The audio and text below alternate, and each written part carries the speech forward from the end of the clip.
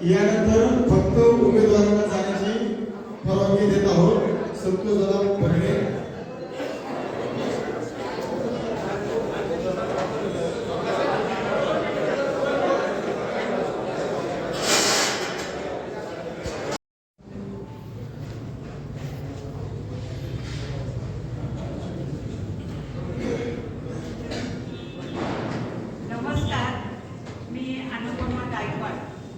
मला बोलायचं म्हणजे काय, 1970 साली मी चंदननगर पाहिलं नोकरीच्या निमित्तानं, आणि त्यावेळेचं चंदननगर खराडी आणि आजचं जे तुम्ही चंदननगर खराडी बघता त्याच्यामध्ये जमीन आसमानाचा फरक आहे। पण हे कशामुळे झालं तर आपले आमदार साहेब आप्पासाहेब पठारे यांच्यामुळे झालं, हे मी अनुभवलंय।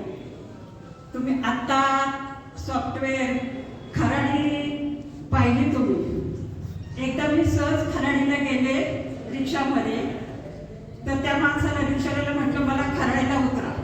त्यांनी रिक्षा तिथं थांबवली, पण माझा विश्वास बसेना की हीच ती खराडी कशी काय, कारण ती सध्याची खराडी मी पाहिली। मला इतकं आश्चर्य वाटलं, म्हटलं मानलं बाबा आपणला।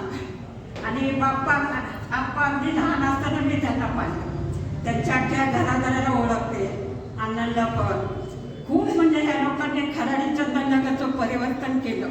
आज तुम्ही सांगा, आपण गावावरून इकडं आलो, शाळेत सगळं शिक्षण होते, मराठी हे सगळं, जॉब पण आपल्याला इथंच मिळतो। आज त्या काळी